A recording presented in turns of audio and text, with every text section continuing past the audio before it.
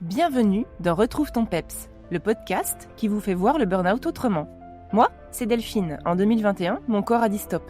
Aujourd'hui, j'accompagne celles et ceux qui veulent se relever après un burn-out sans se trahir et sans replonger. Ici, pas de recettes miracles, ni de discours culpabilisants.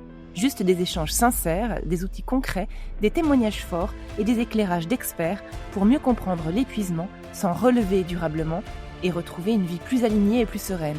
Alors ici, on déconstruit, on reconstruit, mais avec réalisme, humour et sincérité. Avec cette question en filigrane, et si le burn-out, c'était quelque chose de bien plus grand? Ce podcast, c'est une boussole pour celles et ceux qui veulent se reconstruire en profondeur, éviter la rechute, et qui sait, révéler leur véritable potentiel. Alors prête à retrouver votre PEPS? C'est parti pour un nouvel épisode de Retrouve ton PEPS.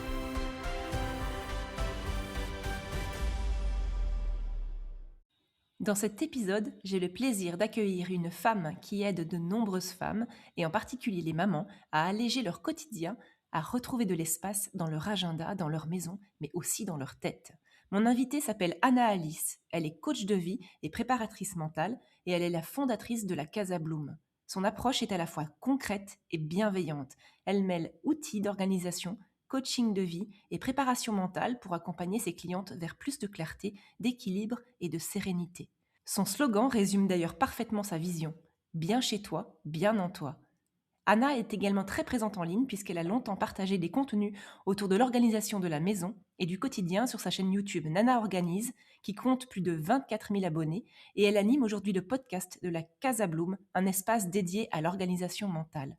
Alors dans cet épisode, on mettra des mots sur ce que vivent tant de femmes au quotidien, les différentes casquettes que nous portons en tant que femmes, la charge mentale invisible et le lien profond entre notre maison et notre état intérieur. Alors je vous en dis pas plus et je vous laisse découvrir une conversation qui, j'en suis sûre, fera écho à beaucoup d'entre nous. Alors bonjour Anna, je suis très contente de t'accueillir aujourd'hui pour ce nouvel épisode de podcast.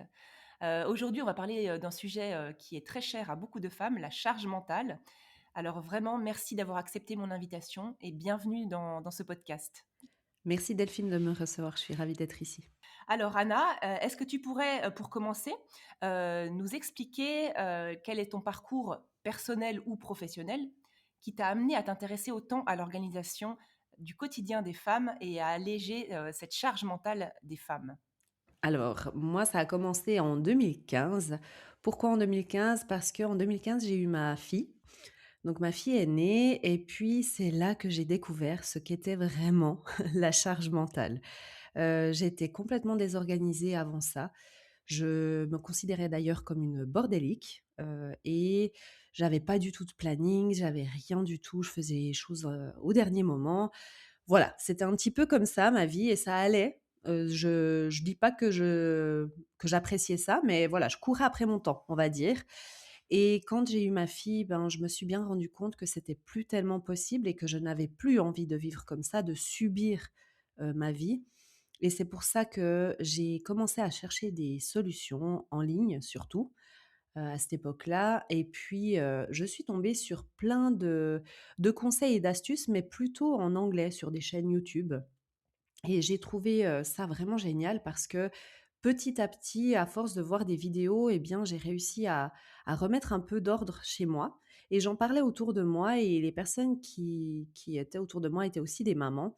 À l'époque, je vivais en Angleterre, à Londres et elles me disaient qu'elles avaient les mêmes problèmes que moi, en fait, d'organisation, de planification et c'est vrai que, bah, je me suis dit: «Tiens, je suis pas la seule là-dedans, en fait, je suis pas la seule à galérer avec, avec la planification et tout». Donc j'ai commencé à m'y intéresser de plus près et en 2018, j'ai écouté un livre, qui s'appelle «La magie du rangement» de Marie Kondo et qui, en fait, à l'époque, j'en entendais parler partout.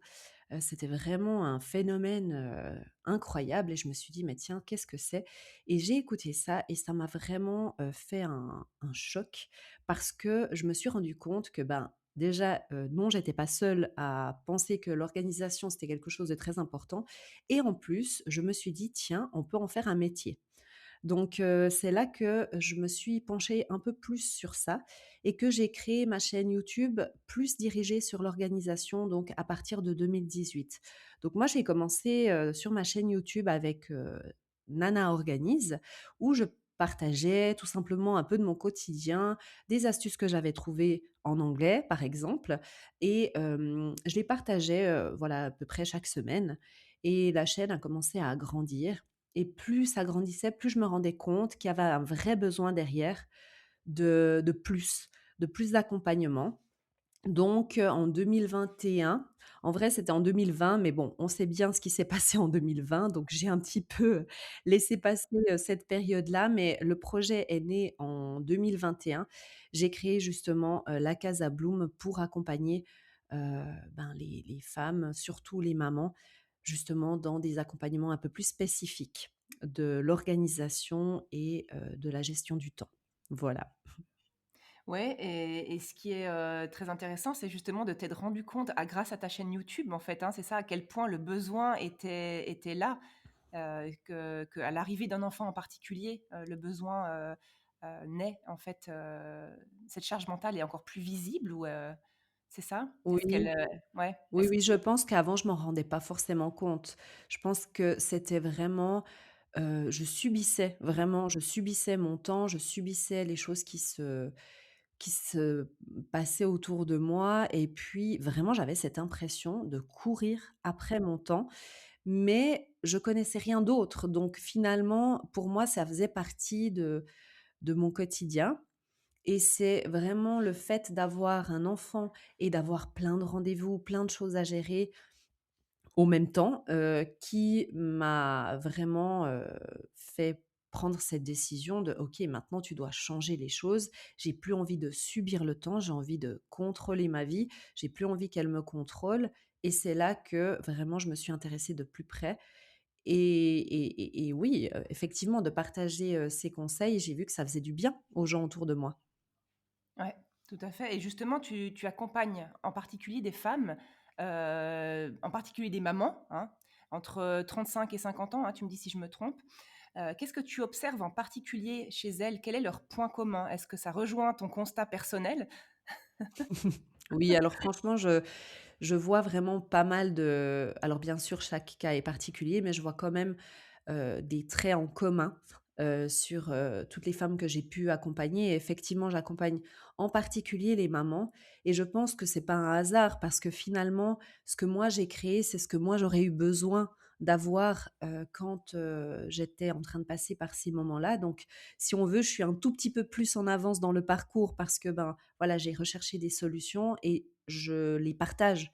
Donc finalement, c'est venu par là, et ce que je vois souvent, on va dire, ce qu'il y a en commun entre ce que moi j'avais aussi, c'est qu'on a des rôles multiples, ces fameuses étiquettes, qu'on a, ces fameuses casquettes, on peut l'appeler comme on veut, où on jongle, dans notre vie avec plusieurs choses, avec plusieurs rôles.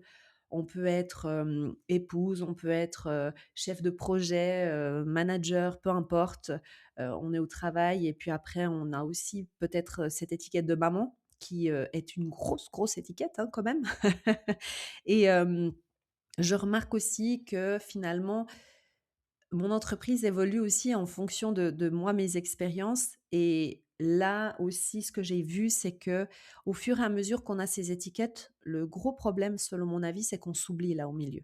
Parce qu'on a tellement de rôles, tellement heu, de choses à jongler, qu'on s'oublie là, au milieu, et voilà, on a ces différentes, casquettes qui nous prennent vraiment beaucoup de temps aussi, et c'est la réalité, hein, c'est pas une invention, c'est pour de vrai. Donc voilà, c'est ce besoin profond de se recentrer, de retrouver, ce qu'elles aiment, parce que souvent, je fais le constat aussi que ce sont des femmes qui ne savent plus qui elles sont, et qui du coup, se sont complètement oubliées, se sont effacées, et d'ailleurs, elles ne sont plus dans leur agenda.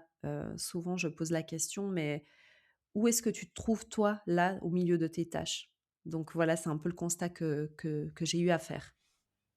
Oui et puis je fais un parallèle aussi avec le processus d'épuisement, notamment parental, hein, où en fait, l'arrivée d'un enfant, comme tu le disais si bien, c'est vraiment l'arrivée d'une nouvelle identité, l'identité de maman ou l'identité de papa, l'identité de parent, qui vient en fait littéralement bousculer, voire compresser, compresser, compresser les autres identités. On fait souvent l'image avec une bulle où on met les différentes identités ou casquettes, comme tu l'as dit.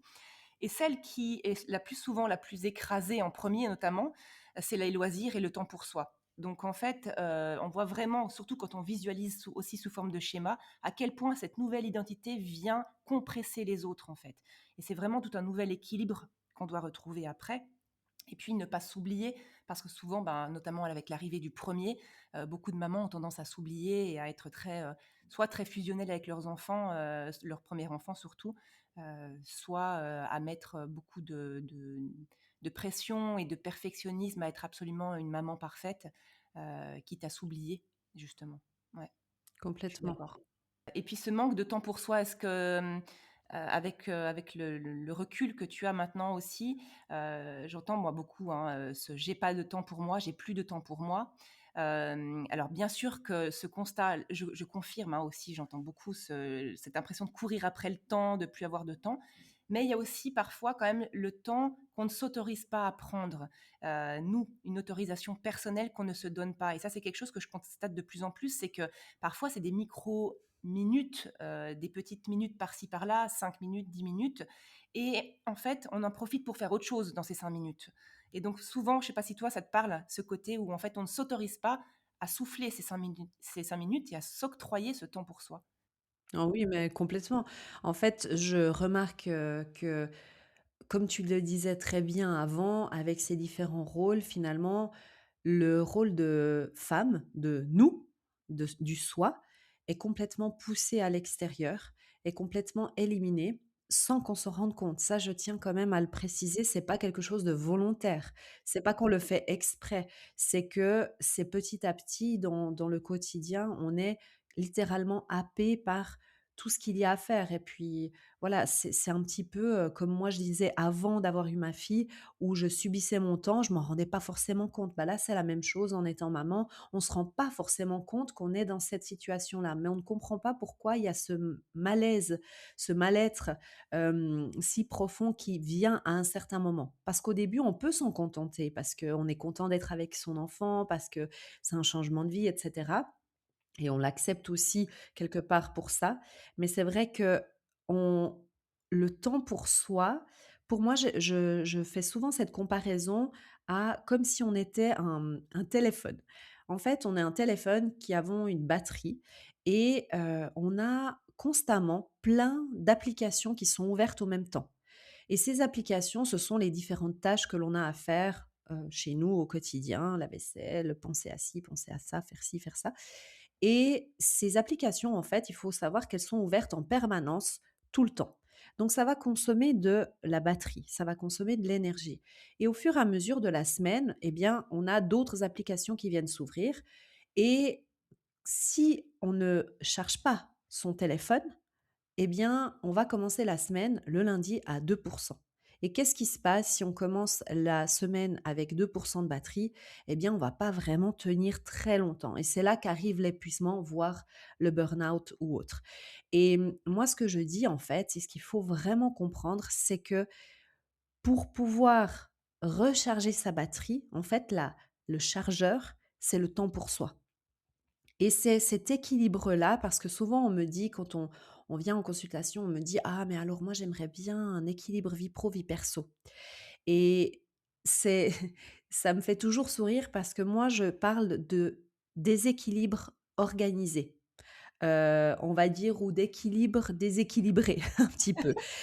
Parce que l'équilibre, le vrai équilibre comme on l'imagine un petit peu, comme les 4 pieds d'une chaise et puis que c'est toujours comme ça n'existe pas. Il faut bien comprendre que ça n'existe pas. Par contre, évidemment, si on réinjecte dans tout ce déséquilibre, on va dire beaucoup de travail, beaucoup de charges personnelles, à la maison, qu'on rééquilibre avec ce temps pour soi, eh bien, on va venir effectivement rééquilibrer tout ça. Donc, ce qui est important, c'est finalement de se rendre compte que OK, on peut avoir certaines périodes où c'est déséquilibré. Parce que souvent aussi, je vois des femmes, ça arrive aussi bien évidemment chez les hommes, hein, d'avoir peut-être un petit peu trop au niveau pro et ils ou elles s'en veulent, parce que, ben, du coup, ils prennent pas assez de temps pour la famille. Et ça, c'est, assez constant, hein, ça revient assez souvent et en fait, moi, je dis à partir du moment où c'est temporaire, où il y a une date de début et il y a une date de fin, parce qu'on peut aussi, par exemple, reprendre des études. Moi, j'ai beaucoup accompagné des personnes en reconversion professionnelle. Ben, évidemment, ça implique des fois, des études. Eh bien, à partir du moment où il y a un début et une fin, c'est OK d'être dans le déséquilibre. Et après, évidemment, on va remettre un petit peu du temps pour la famille et du temps perso. Et je tiens aussi à préciser que le temps perso, c'est du temps perso. Donc c'est vraiment du temps pour soi toute seule. C'est pas parce que souvent on pense que le temps personnel, c'est aussi passer du temps avec sa famille et ou alors avec des amis. C'est pas du temps personnel pour moi. Le temps personnel, c'est un autre temps et le temps pour la famille et les amis, c'est encore un autre temps. Donc moi, je divise le temps en 4. C'est le temps professionnel, le temps personnel, le temps pour la famille et les amis, le réseau et le temps pour la maison. Ouais. Et l'image du téléphone, elle est top parce que c'est vrai que quand tu visualises ces applications qui viennent, qui viennent se mettre au fur et à mesure de ta semaine ou de ta journée sur ton téléphone, que la batterie se vide au fur et à mesure, c'est vraiment une image qui est très parlante. Donc merci beaucoup. C'est une belle métaphore. Oui, je pense que Ça te parlera. ça parlera peut-être à pas mal de personnes, effectivement. Et le temps pour soi, effectivement, parce que parfois, surtout quand, encore une fois, il y a l'arrivée d'un nouvel enfant, le temps pour soi, on pourrait avoir cette tendance à dire: «Ah, c'est bon, je me suis posée, mais il y a notre enfant avec nous». Donc le temps pour soi, c'est vraiment très important aussi de préciser que c'est seul avec soi, ou enfin, peu importe ce qu'on en fait, mais c'est vraiment pour soi. Ça nous nourrit personnellement, mais avec nous-mêmes, c'est ça? Oui, c'est ça, exactement Ouais. et puis c'est aussi c'est pas, non plus le temps pour soi, c'est pas, parce qu'on est resté à la maison parce que souvent il y a des femmes ou des hommes qui travaillent à l'extérieur de la maison et qui se disent: «Je suis à la maison, donc je fais vite une petite lessive et puis bon, bah, ça c'est un peu du temps pour moi parce que je suis à la maison». Non, c'est pas ça. Ouais. Le temps pour soi, ça peut être à la maison, se poser, rien faire, ça Mmh. c'est du temps pour soi. Se poser, lire un livre, ça c'est du temps pour soi. Aller marcher, courir, faire du sport évidemment, mais il y a pas besoin que ça soit quelque chose où on doit dépenser de l'argent aussi. Parce que souvent on vient me dire: «Oui, mais bon, moi j'ai pas forcément les moyens de pouvoir, avoir du temps pour moi». Puis je dis: «Mais le temps pour soi, c'est pas, il y a pas besoin d'investir en fait. Tu peux aller marcher, tu peux aller courir, voilà, c'est vraiment que nous. On a besoin de temps avec nous-mêmes parce que si on veut retrouver notre identité, parce qu'on a une perte d'identité un petit peu là au milieu. C'est ça le Ouais, réel, tout à fait. problème finalement, c'est qu'on ne sait plus qui on est, donc on ne sait plus ce qu'on aime, on ne sait plus ce qu'on a envie de faire, ce qu'on n'a pas envie de faire et c'est que en ayant du temps pour soi, qu'on va pouvoir faire de la place dans notre mental pour pouvoir s'y consacrer, pour pouvoir s'y intéresser. Parce que tant que c'est le brouhaha dans notre tête, c'est pour ça que justement je parle toujours de intérieur, donc à l'intérieur de nous-mêmes et à l'intérieur de notre maison, c'est très important cet équilibre parce que justement si on n'est pas clair dans notre maison, on n'est pas clair dans notre tête non plus. Ouais. Donc on est parti avec cette image de téléphone, cette application qui me fait vraiment penser justement à cette charge mentale. Donc comment est-ce que tu définirais, toi, ce qu'est cette charge mentale, des femmes en particulier? Et on parle aussi de charge mentale invisible. Alors écoute, par rapport à la charge mentale, pour moi, j'ai vraiment été à la base de ce qu'est vraiment la charge mentale. Parce que souvent, on a l'impression que ce sont la charge mentale de manière générale, ce sont les tâches que l'on a à faire, qu'on a dans notre to-do list à rallonge qui ne finit pas, hein. Je pense que ça, on est plusieurs à avoir des to-do list comme ça. Et puis en fait, on a ces tâches, oui effectivement, ça amène de la charge mentale, je vais pas dire le contraire. Mais ce sont des tâches qui sont visibles. Ce sont celles qui, on va dire, sont, là et que finalement même les gens autour de nous peuvent voir qu'on est en train de faire des choses et cetera. Mais ensuite, on a aussi les tâches invisibles, celles que finalement on a un petit peu moins conscience. C'est tout ce qui est, par rapport à la planification, à l'anticipation, à penser à la place de, répéter 500 fois la même chose. Ça, c'est une charge qui finalement que nous-mêmes, on ne considère souvent pas, mais qui est là et qui, je dirais, est encore plus, lourde que celles qui sont que la charge qui est visible, on va dire. Donc ça, c'est la charge invisible, celle qui se trouve en dessous de l'eau. Moi, je prends aussi cette métaphore, vu qu'on aime bien les métaphores ici, du, heu, du canard qui est sur l'eau et qui nage tout tranquillement et puis on le voit, tout fier hors de l'eau. Voilà, il nage tranquillement. Ça, ce sont les tâches visibles. Ça va, je gère. Mais en dessous de l'eau, en fait, ces pattes-là, elles vont hyper, hyper vite. Et ben, en fait, c'est ça, c'est ces tâches-là qui sont invisibles. Et aussi, il y a un troisième niveau que j'ai vraiment observé, c'est le fond de l'eau. En fait, c'est la troisième, on va dire, le troisième étage, le troisième niveau, qui est l'oubli de soi. Et finalement, tout ça combiné fait que on a cette charge mentale. Donc c'est pour ça que pour moi, c'est hyper important de ne pas oublier ce fameux chargeur avec le temps pour soi. Donc moi, je travaille beaucoup avec mes clientes sur leur emploi du temps. Parce que quand, dans le 100 des cas, quand j'ai eu des accompagnements, il n'y avait jamais de temps pour elles dans leur planning.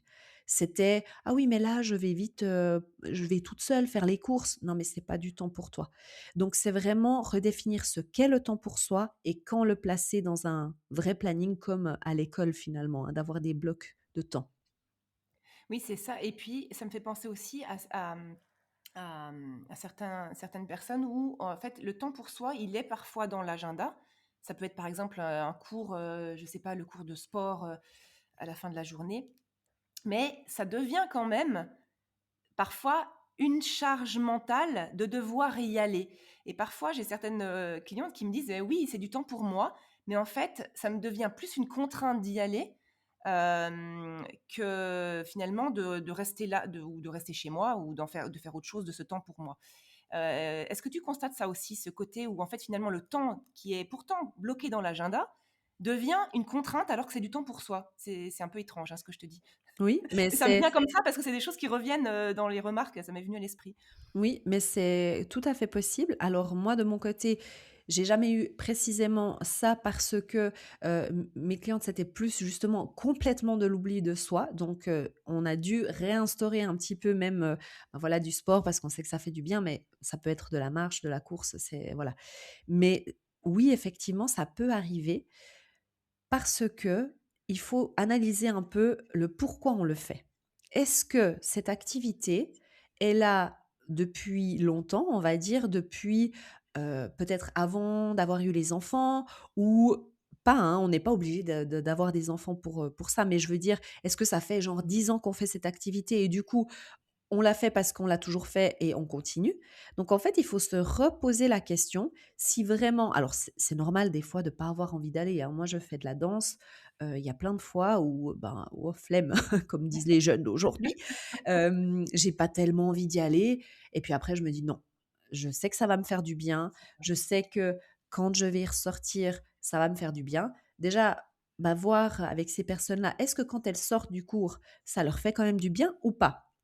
Moi, Ouais. je regarderai ça, parce que si c'est le cas, c'est que, bah, du coup, c'est plutôt un peu un flemme d'y aller et c'est tout à fait OK parce qu'on a tellement de choses à faire à la maison que finalement, on se dit: «Ben, au lieu d'aller là, je pourrais faire, mes lessives, je pourrais faire vite mon ménage que j'ai pas fait depuis une semaine». Enfin, voilà, on essaye tout le temps finalement de faire en sorte que le temps pour soi reste en dernier de la liste, mais ce qu'il faut bien comprendre, c'est qu'en faisant cette activité-là, ça va nous remotiver, ça va nous redonner une dose de boost pour justement peut-être aller faire ce ménage qu'on n'a pas fait depuis une semaine.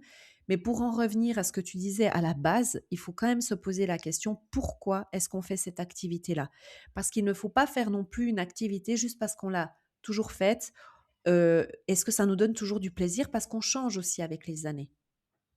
Ouais, tout à fait et c'est vrai que, l ce que tu dis est très juste sur le côté, quand j'y vais, est-ce que ça me fait du bien, finalement? Exact. Ouais, tout à fait. Merci Anna. Alors ton slogan me tient, beaucoup à cœur, je l'adore, «Bien chez toi, bien en toi». Qu'est-ce que ça signifie concrètement? Est-ce que tu peux nous expliquer?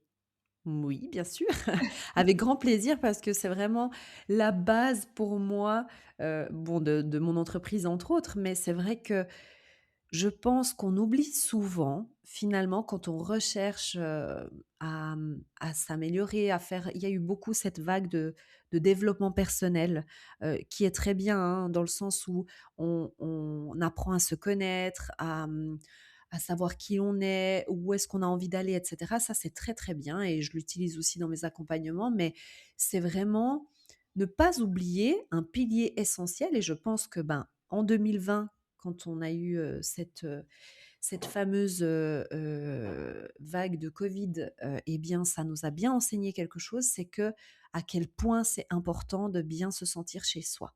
On n'a pas besoin d'avoir un château, hein, avec, grand jardin. Ça aide peut-être des fois, mais c'est vrai que c'est vraiment de se sentir bien chez soi. On peut pas faire abstraction, en fait, parce que si on n'est pas bien chez soi, on ne sera pas bien en soi. Donc pour moi, c'était vraiment de travailler sur ces 2 pôles qui sont très, très importants et surtout, moi, je dis que notre chez nous, notre maison, c'est le miroir de notre mental. Donc si notre mental est encombré, c'est souvent que notre maison est aussi encombrée et quand on commence à mettre de l'ordre chez nous, eh bien, comme par magie, eh bien notre, mental s'éclaircit. On a plus de clarté et je ne sais pas si c'était déjà arrivé aussi de simplement faire une session ménage un petit peu à fond et puis te sentir vraiment plus sereine, plus pas parce que tu as nettoyé, puis oui, effectivement, ça a avancé dans tes tâches et puis c'est bien, mais c'est juste parce que finalement, c'est comme si tu avais fait le ménage dans ta tête. Donc c'est vraiment cette idée-là, en fait.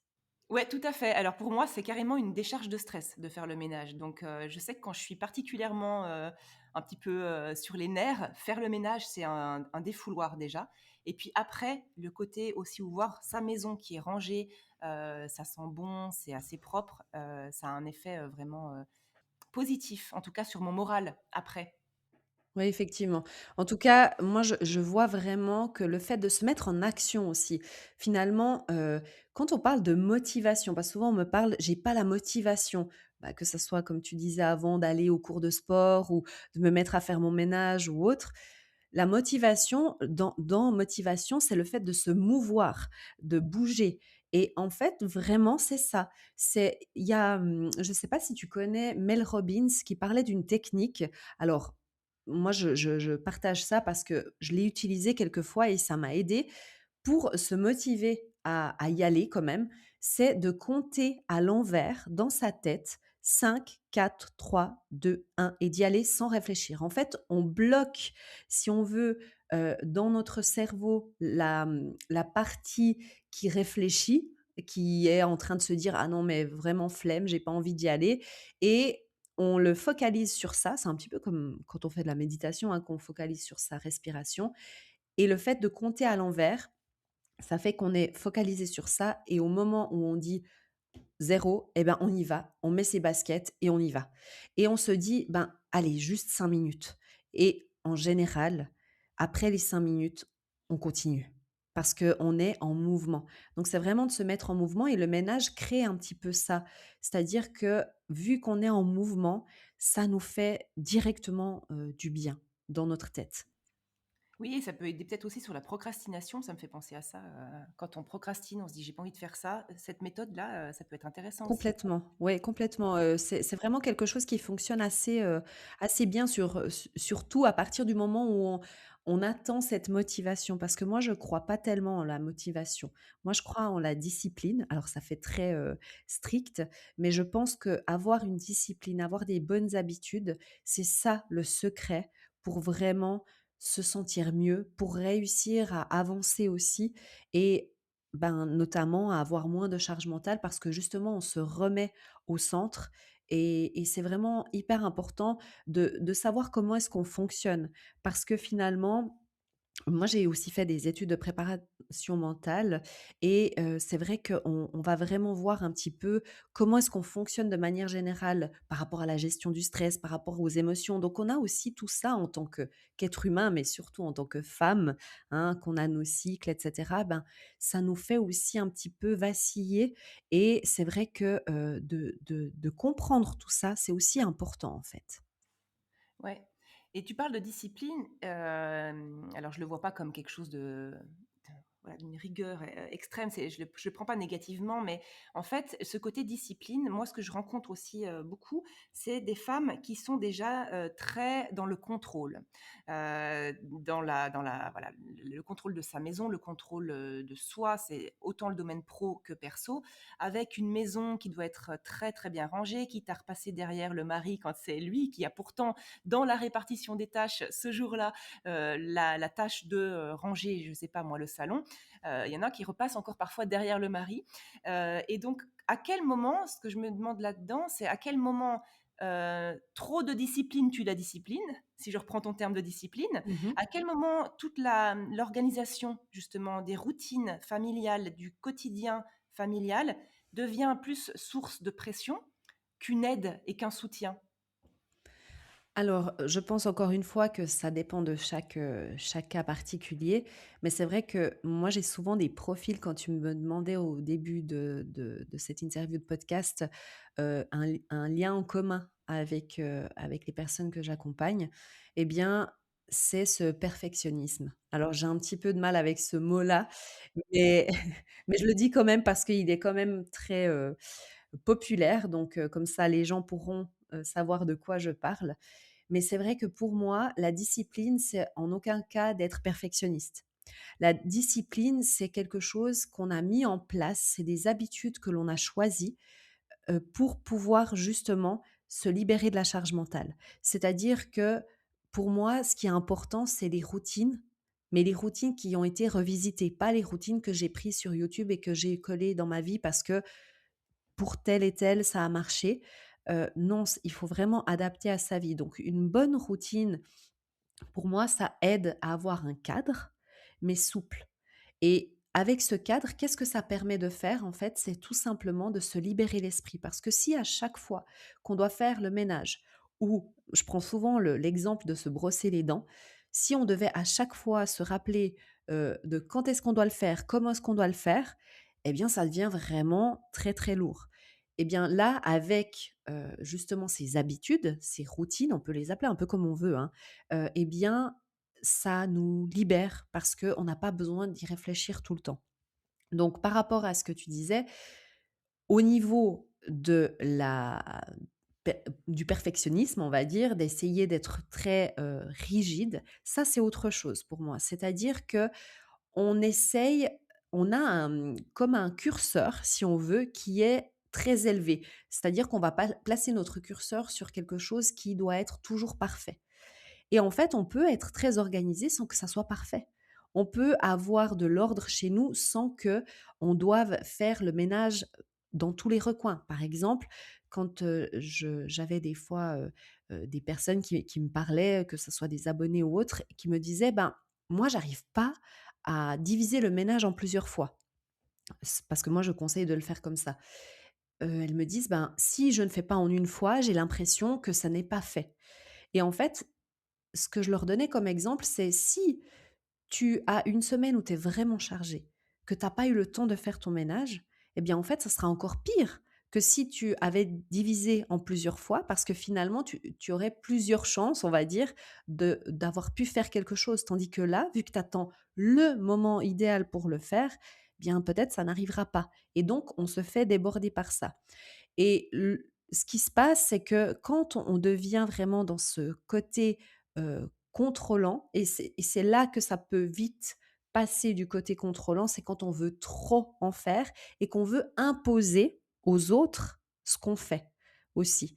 Parce qu'on peut être un peu plus exigeante, on va dire, avec soi-même parce que ce sont nos standards, on va dire, mais c'est très dangereux quand ça devient pour les autres. Quand tu parlais de, par exemple, passer derrière, le mari qui a déjà fait quelque chose, là, ça devient très dangereux parce que non seulement on s'épuise, nous, parce qu'on fait le travail à double, mais l'autre personne n'aura plus confiance non plus et n'aura plus envie de le faire et très justement d'ailleurs. Donc ce niveau de perfection et d'exigence, quand on vit avec quelqu'un, doit vraiment être revu à la baisse parce que quand on vit toute seule, ben, ça ne dépend que de nous. Si ça nous fait du mal, si ça nous prend du temps sur le temps pour soi, ben, c'est clair qu'il faut essayer d'améliorer ça. Mais c'est surtout quand on vit avec d'autres personnes, en fait, finalement, qu'on se rend compte qu'on est peut-être un petit peu trop exigeante. Donc, c'est de trouver de nouveau, excusez-moi de le dire, mais l'équilibre déséquilibré et de se dire: «Est-ce que c'est vraiment grave?» si, ben, la tasse n'est pas placée à gauche et qu'elle est placée au milieu? Est-ce que c'est vraiment grave? Est-ce que dans 5 ans, je me souviendrai que cette tasse n'était pas à gauche, bon sang? La réponse est non. Ouais, ouais, tout à fait. Prendre du recul, relativiser sur l'importance de pour nous et éventuellement plus largement aussi pour, les membres de notre famille en fait finalement, hein, de la rigueur ou de la ouais, c'était la rigidité, je cherchais le terme, avec laquelle potentiellement on fait les choses, certaines choses ou certaines tâches. Oui, puis l'idée, c'est vraiment de quand on est, peu importe si on est maman ou pas, hein, mais quand on vit avec plusieurs personnes sous le même toit, ça peut être en colocation aussi, ce qu'on cherche à avoir, c'est une équipe. Alors bien évidemment qu'il y ait un chef d'équipe, qu'il faut un capitaine. Si on prend, l'idée du sport par exemple, eh bien, on a une équipe qui travaille ensemble. Si par exemple, on a un capitaine qui est sans cesse en train de repasser derrière nous, refaire ce qu'on a fait, nous dire qu'on n'a pas bien fait, eh bien, est-ce qu'on aura envie d'être dans cette équipe? Non. Donc l'idée, c'est vraiment que le capitaine soit là effectivement pour des fois prendre des décisions, c'est son rôle et c'est OK aussi de d'avoir ce rôle-là, d'avoir cette casquette-là. Donc oui, peut-être qu'on a un peu plus de charge, plus de responsabilité à ce niveau-là, mais finalement, il en faut, hein, des capitaines, sinon, l'équipe ne tourne pas et respecter, en fait, que les choses peuvent aussi être faites d'une façon différente et ça, je le vois aussi beaucoup avec les enfants. Les mamans qui veulent absolument que ce soit fait comme elles ont envie que ce soit fait. Est-ce que c'est vraiment important, pour en revenir à Marie Kondo que j'ai citée au début de ce podcast, qui elle a une méthode qui j'ai trouvé incroyable, hein, cette idée, mais la méthode pour moi ne s'adapte pas forcément aux familles, que moi j'accompagne de manière générale. C'est très joli esthétiquement, sur Instagram ça clash, c'est génial, mais dans la vraie vie, plier, et ces petites culottes en tout petit carré, ces petites chaussettes, enfin, pour moi en tout cas et pour les personnes que je vois autour de moi, ça n'a pas de sens. Donc est-ce que ton enfant doit vraiment, avoir son armoire rangée par couleur et plier les enfin voilà, c'est ça. C'est toujours de se remettre en question sur ce qu'on fait, de voir qu'il y a une différence entre ce que nous, on aurait fait et ce que la personne a fait, mais est-ce que c'est vraiment nécessaire que ça soit fait comme nous, on le fait? Et quelquefois, la réponse est oui, hein, parce que évidemment, on est en tant que parents, on est là pour quand même, élever nos enfants et leur montrer comment faire les choses parce que, ben, on n'est pas avec un manuel d'instruction, de comment faire, par exemple, le ménage ou autre. Mais par contre, après, c'est aussi les laisser grandir, être autonomes, que de trouver leur propre solution et puis, ben, oui, des fois de se louper un peu et de rétablir, en fait, tout ça. C'est un apprentissage, en fait. Complètement et puis avec les enfants, il y a aussi quelque chose, qui est important, qui est, de quand on délègue en fonction de leur âge, et bien évidemment, mais quand on délègue certaines tâches, notamment je pense au là, ça me vient à l'esprit le rituel du petit déjeuner par exemple, ou l'enfant ou le repas, qui va se lever pour aller chercher quelque chose dans l'armoire. Ce que moi je conseille souvent aussi, ce qui est préconisé souvent, c'est de rendre accessibles les objets, que ce soit pour les enfants ou les adultes. Si tous les matins, lors du petit déjeuner, notre enfant nous demande à aller chercher lui-même le bol du petit déjeuner mais qu'il n'est pas à sa hauteur, forcément, c'est nous qui allons devoir nous lever pour aller chercher le bol du petit déjeuner. Donc aussi, voilà, la notion d'accessibilité des objets, je parle des enfants en particulier, elle est importante parce que ça permet de nous décharger du coup. L'enfant, on sait qu'il est en sécurité, il ne va pas commencer à prendre une échelle pour aller chercher son bol du petit déjeuner. Et ce qui vaut pour nous aussi adultes, tu me dis ce que tu en penses, d'avoir les choses à disposition et pas dans la pièce d'à côté quand on est voilà, à table par exemple et qu'on a besoin de quelque chose tous les matins, la même chose, si la chose en question est dans la pièce à côté, c'est pas très pratique. Ça c'est toi la pro, c'est toi qui vas me dire. Moi, Bah, c'est une réflexion que je partage, mais c'est de ton domaine. mais c'est complètement ça. En fait, ça c'est un petit peu du bon sens, mais c'est vrai que quand on a un niveau d'exigence qui est un petit peu plus élevé, on va dire, on a tendance à vouloir faire en sorte, pour revenir à ton exemple, que notre armoire soit picobello, qu'il soit beau, qu'on ait tous les bols au même endroit, qu'on ait tous les voilà, c'est un petit peu c'était aussi un petit peu la méthode de Marie Kondo, hein, bon je encore une fois, c'est pas pour pour, la dénigrer, c'est juste pour dire ce qu'il en est. C'est que oui, c'est joli esthétiquement, mais est-ce que c'est pratique? Est-ce que c'est facile d'accès? Parce qu'effectivement, pour des enfants, eh bien, on en fait, ce qui est important, c'est de se poser la question: «Est-ce que c'est facile d'accès? Est-ce que c'est simple?» Est-ce qu'un enfant de 5 ans peut comprendre que pour son petit déj, il peut aller là, là et là et prendre et que ça soit accessible?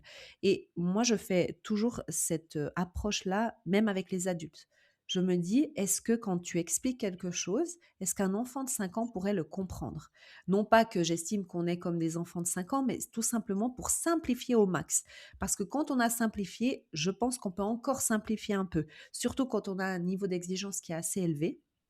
Et puis, heu, ça, c'est pour que les enfants soient autonomes, effectivement, mais il faut aussi comprendre que l'être humain, de manière générale, est plutôt paresseux. Oui. C'est-à-dire que on a envie que les choses soient faciles à faire. OK? Alors, encore une fois, c'est de manière générale, mais on veut que, finalement, on n'ait pas à faire trop de gestes pour pouvoir non seulement prendre les bols ou autres, mais aussi pour et surtout ranger les choses. Et c'est pour ça souvent qu'on dit que, ben, il y a toujours du bazar, je comprends pas, ils remettent pas les choses en place. Oui, mais est-ce que pour qu'ils remettent en place, il faut qu'ils déplacent une boîte, qu'ils prennent la boîte derrière, qu'ils lèvent un couvercle et qu'ils doivent mettre à l'intérieur, qu'ils doivent replacer la boîte derrière, qu'ils doivent replacer l'autre boîte devant? Ça fait beaucoup de gestes en fait. Est-ce que par hasard, on ne pourrait pas rendre ça plus accessible, enlever le couvercle et finalement, il y a que 2 gestes: tirer la boîte, mettre dedans et repousser. Allez, un troisième. Mais c'est vraiment d'essayer à chaque, chose que l'on fait finalement, de se dire: «Est-ce que je ne pourrais pas simplifier ceci pour aider finalement tout le monde?» Et après, il y a aussi un autre niveau que j'en ai parlé dans une de mes vidéos sur ma chaîne YouTube, si jamais, parce que je vais pas avoir le temps d'expliquer tout ici, mais on a aussi, chacun ses préférences de rangement.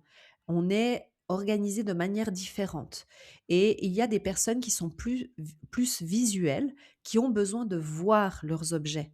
Donc ça veut dire que ces personnes-là, eh bien, ils auront plutôt tendance à ranger les choses dans des armoires ouvertes. Et d'autres personnes, comme moi par exemple, je n'aime pas voir les choses. J'aime que ça soit caché, mais par contre que ça soit facile d'accès. Donc moi, je vais pas commencer à mettre tout dans des petites boîtes fermées. Je vais mettre dans des armoires pour ne pas avoir visuellement tout ça devant moi et je vais faire en sorte que ça soit facile d'accès. Donc voilà, il faut aussi se connaître quelle est notre méthode d'organisation parce qu'on est désorganisé des fois parce que c'est trop compliqué pour nous de ranger. Oui, il faut s'approprier les méthodes qu'on voit toutes faites, que ce soit en termes de rangement, d'éducation, et c'est vraiment ça, je pense, c'est une belle conclusion là. C'est vraiment s'approprier, tester et voir ce qui nous convient, nous, finalement. Complètement et toujours adapter et être flexible parce qu'encore une fois, on peut avoir de la discipline tout en étant flexible. Très joli. Alors, on arrive gentiment à la fin de cette interview.